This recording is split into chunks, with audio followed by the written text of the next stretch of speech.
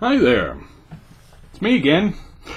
I'm sorry for being a bit out of, you know what, I'm going to stop apologizing for that. Sometimes I'm a little out of sorts, and that means that I don't put up as much content as I want to. I'm sorry that I didn't put up as much content this week. But I am trying to get back into the swing of things, so I'm going to go ahead and put up something today. Today is going to be another review of a gazetteer. And this one is the ninth in the series, I believe, called the Minrothad Guilds. The Minrothad Guilds. Now, as you know, with the gazetteers, they're very much a product of their time. To a certain extent, they were somewhat progressive for their time in that they were a different way of presenting sort of fantasy world information than what had really been done in D&D before. Because of that, they also did a lot of experimentation. Some of those experiments worked, some of them didn't, and there are some in the Minrothad Guilds. It's essentially based on an Italian-style merchant culture of the late Middle Ages and Renaissance. Sort of, you know, the Venetian merchants and that sort of thing. It is also bordering on the Sea of Dread, which is a classic setting for the basic D&D setting. The Isle of Dread, the classic Isle of Dread module, was part of the Sea of Dread. So that gives you an idea of where this is coming from. Now, they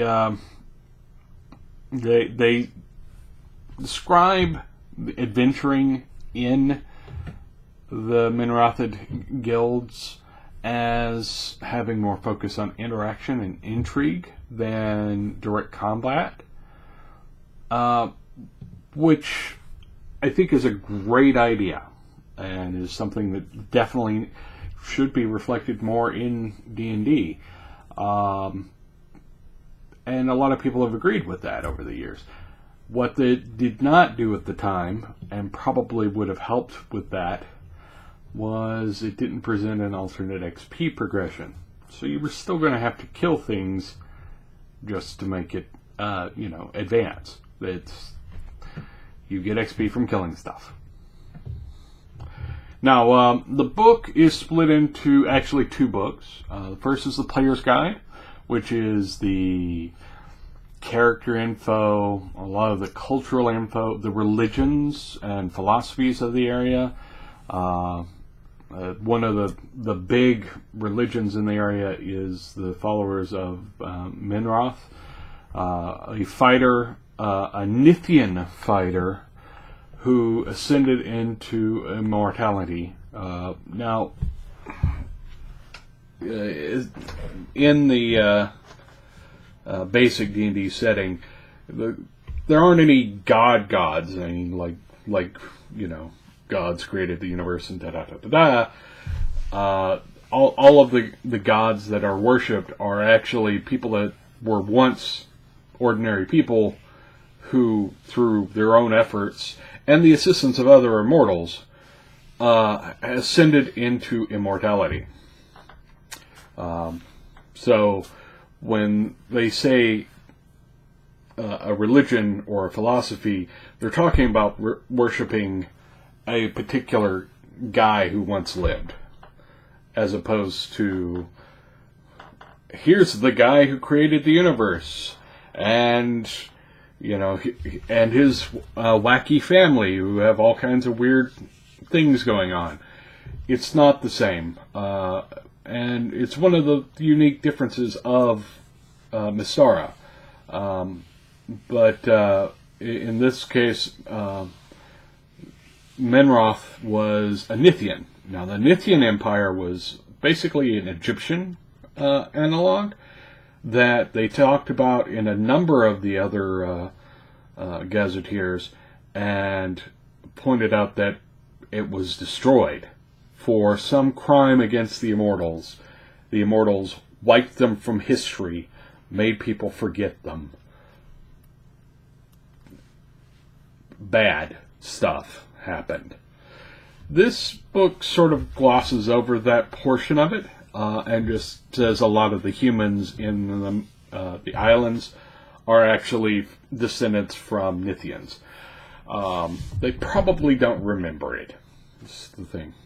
The second part in the two books is the campaign guide, and that has a lot of the background and the rules info. And there's a lot of interesting rules info in here. The book was written by two authors, Deborah Taramis Christian, who turns out I actually have on my friends list on Google Plus, and just didn't realize that she had written it. So, kudos. And she was also known for having worked on Caricature, among other things. And Kim Eastland, who wrote several Gamma World and Marvel superhero supplements. Now, what I find interesting with Kim Eastland, I tried to find information. And I can find lots of books, that Kim Eastland helped write. The write-up in D&D Classics done by Shannon Applepine, who I trust has done his research, refers to Kim as a him and a he, which, so I'm assuming Kim is a guy by that description, but I had no other evidence to back that up other than that one article, so I don't know. Kim is usually a girl's name, unless you're from like Korea or someplace like that, where it's much more common as a male name than it is here in the West. It's not unheard of, though, so I don't know what to say on that. Just thought it was an interesting bit of trivia that I couldn't find out about. If somebody knows the answer, let me know. Anyways, it's major themes in here. First, the conflict between the family guilds and the trade guilds. Family guilds are like merchant families who, if you belong to their guild, and they have everything under one roof of the family. Whereas the trade guilds are based off of what you do. So you have the guild of mages in Minrothad. They are, a guild of mages, essentially. Whereas the family guilds want to keep those mages in-house. So there's a conflict there. And that conflict shows up in several different changes in the recent governance of that country. So that has a lot to do with one of the intrigues that you can get involved in. One of the other major themes is isolation versus more of an open society. It's a very insular society. It's a very I don't know how to put this. The setting is very dominated by the guilds and the guild politics and the guild interactions. They dominate every industry. It's very restrictive. Players should be aware going in that opposing the guilds openly in it is a good way to need a new character concept. They will, have to find a way to operate within that structure. And that is very much tied into the isolation and traditionalism of the Minrothad Guilds. The other direction is, the more open market notion where they want to bring in people from outside. They want to trade with more nations. They want to be more open. It also means that they want to have more spies out in the world.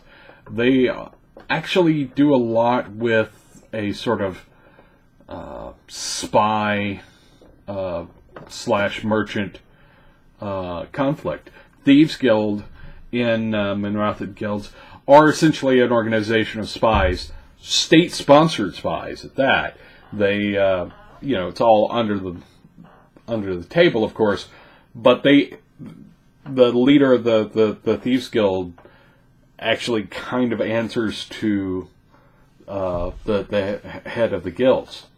So it's, they coordinate their attacks out into the rest of the world. Attacks is a bad word, but their espionage out in the rest of the world, and they hide it in the tools of trade. So it's definitely, those conflicts are integral to the setting.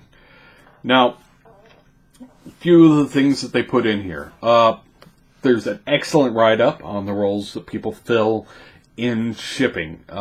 Things like, not just the captain and the first mate, but the ship's surgeon and the quartermaster, and all those people are they give you a breakdown of how that is normally structured.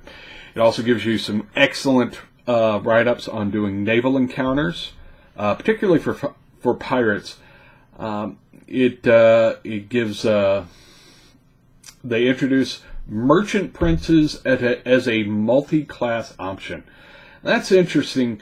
Multi-classing in basic D&D is kind of a hodgepodge. It didn't really fit, and this particular version is even more odd, although it's also probably one of the more simple options. I don't know how balanced it is, but I could see getting frustrated while doing it. The option is this. If you meet the requirements, you can choose to advance in your primary class, or you can spend your XP, I guess, into the Merchant Prince progression. The Merchant Prince progression only gives you spells. Doesn't help you with your hit points or anything else. It just does spells. So you could do that for a while, and you'd pick up some spells. And most of their spells, actually, that they introduce in the book are related to seafaring adventures. So those are the kind of spells that you would expect to get as a Merchant Prince.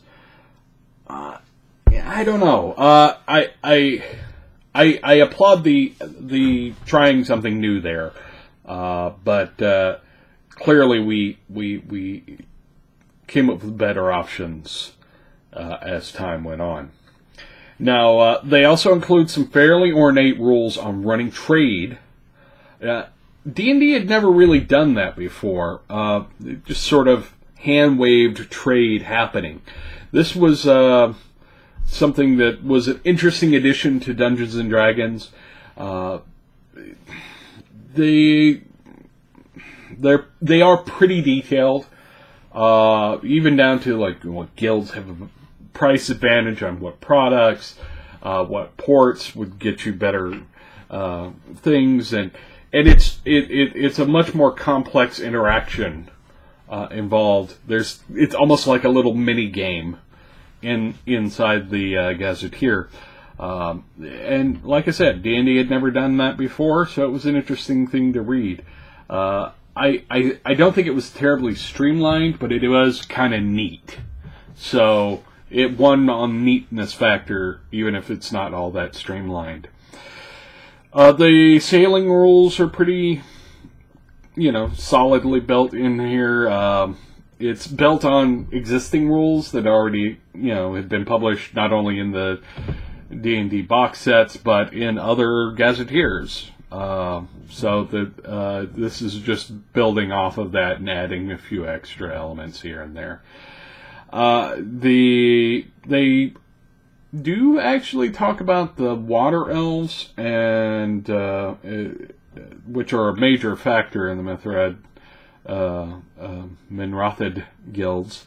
Minrothad is not an easy word to say. I don't know why. Minrothad Guilds, the vast majority of their navies are dominated by elves. And part of the reason why is that they have these artifact ships. Basically, a bunch of magical ships that only the elves know how to make. They give the rules for them, so they break it down. But yeah, and that's what makes them, the dominant power in the shipping. The other things I noticed here, the Gazetteer doesn't actually have a central adventure hub. A lot of the Gazetteers like to give you here's a sample city where you would start out your characters so they can play in this realm. This one doesn't. It gives you a lot of sort of cursory details about the islands and the cities and such. So you would be able to say, okay, this is a place, and this is a place, and this is a... But it doesn't concentrate on just one for you to use as an adventure hub, which I found to be an interesting choice, especially considering how small the nation is in geographic reality. So I think that it's still a good deal of information, but it was nice to see a change, I guess. But it's also a little weird to see a change. I think that they would have done better with the Gazetteers if they had decided on some format things early on. Each Gazetteer varies a little bit and begins to show in the reading of the various different Gazetteers. They had some adventure hooks.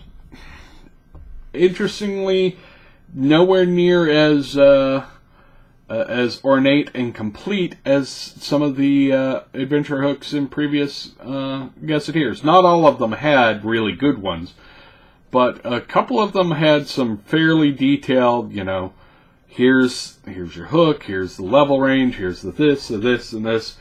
These are much more, these are some adventures for basic level characters, and here's some adventures for expert level characters, and companion, and master. And it gives you just enough to sort of give you a starting point, but it doesn't actually give you that much more than that. They list the major personalities in the setting, which, that's pretty typical, honestly. I think the Gazetteer here, the Minrothad Guilds, when I was early into D&D, I found the setting of that particular island nation to be fascinating. I think it was probably one of my favorites. And I can still see some of the reasons I thought that then. At this point, I just, while I'm trying to read it now, I keep noticing all of the differences between it and the other Gazetteers, and it's a little jarring at points. Another thing that really kind of bugged me, so the Game Master section has information relayed in character. In character voice makes an excellent thing to do in a player centered book. You're basically giving an idea of what the character voice of that world is. It works less well in a Game Master book, and they had a lot of it in the Game Master book, so I didn't care for that. They included some maps, and of course they included the interesting sort of half rules for converting it to AD&D, which was actually a thing back then. Advanced Dungeons and Dragons, for those of you who don't remember. And that's pretty much my review of it. I liked the art in it was okay. It didn't blow me away, but there was some decent ones.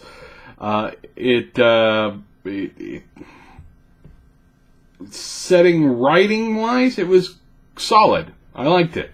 I think that the writing was solid. I think the fact that the Gazetteers didn't seem to have a consistent design plan is beginning to bug me at this point.